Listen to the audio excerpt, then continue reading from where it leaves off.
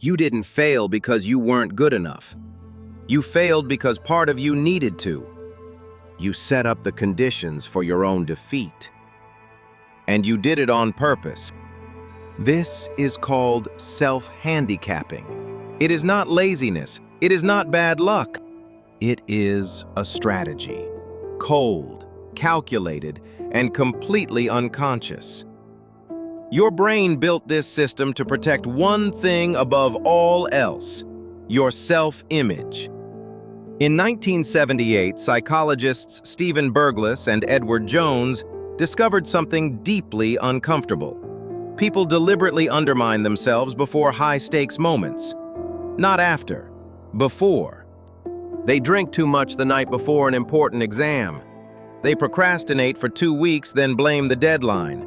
They pick a fight with their partner the morning of a big job interview. Each excuse is preloaded. Each failure comes pre-explained. Here is what this behavior is actually protecting. Not your performance, not your future. Your story about who you are. A fragile ego cannot survive one specific thought: that I tried my absolute best and still failed. That thought means I am genuinely incompetent. The brain will do almost anything to avoid that verdict, even destroy the outcome itself. Think about the last time you didn't prepare properly. Were you actually too busy? Or were you too afraid to find out what full effort would reveal? Self-handicapping operates in two distinct forms. The first, behavioral. You take a real physical action that sabotages you. You stay out late. You skip the preparation. You pick a self-destructive habit at the worst moment. The second, claimed. You don't act, you simply announce a handicap before the event. I haven't been sleeping well. I've been under enormous stress. I never really had time to prepare for this. Both forms achieve the same psychological goal. They shift the cause of your failure away from you. Procrastination is the most socially acceptable form of self-handicapping in existence. When you wait until the last moment, you are not being disorganized. You are engineering an excuse. Because if you fail after one night of rushed work, that is expected. If you fail after 3 weeks of full effort, that is devastating. The delay is not a flaw in your character, it is a feature. Your psyche installed it deliberately. And it works perfectly. Most people stop here. They accept this as a personality trait. But the most important part is what you're actually getting from staying this way. Stay with me. Because what comes next is why people never change. Here is the part nobody wants to say out loud. Self-handicapping works on both sides of the outcome. If you fail, the excuse is already built. You are protected.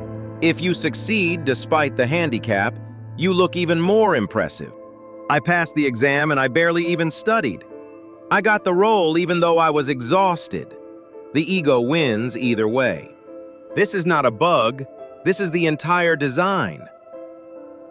You are not choosing misery. You are choosing safety. Everyone thinks self-handicapping is self-destruction, but that is not actually what is happening. It is self-preservation, executed at the cost of your actual life. The longer you practice self-handicapping, the more it becomes identity. You stop seeing it as a strategy. You begin seeing it as who you are. I have always been someone who struggles to focus. I have always been the person who waits too long. I have never really performed well under pressure. These are not facts. They are alibis that calcified over time. And now they feel like truth. To dismantle this, you do not need more discipline. You need to change what your ego is protecting itself from. Research by Carol Dweck shows this clearly. A fixed mindset treats performance as proof of worth. A growth mindset treats performance as information. When failure is data instead of verdict, the alibi becomes unnecessary. You no longer need the excuse. The outcome no longer threatens you. the handicap loses its function, and it begins to disappear. There is one practical method that interrupts the cycle directly. It is uncomfortable. That is how you know it is working. The next time you feel the urge to delay, subtract, or pre-explain, name it out loud. To yourself, in full. I am about to procrastinate because I am afraid of what full effort reveals. Say it. Do not judge it. This single act of naming pulls the behavior into conscious awareness. The unconscious mechanism cannot survive being seen. It only operates in the dark. You have been protecting a version of yourself that never had to be tested. That version feels safe, but it cannot grow. Real competence is built in the moments you stop protecting yourself from failure. It is built in the attempt, not the excuse. If you recognized yourself in this video, save it. Watch it the next time you feel the urge to pull back. And if this made you think of someone, send it. They may not know they need it yet. More psychology on the patterns you carry, right here on MindVyne.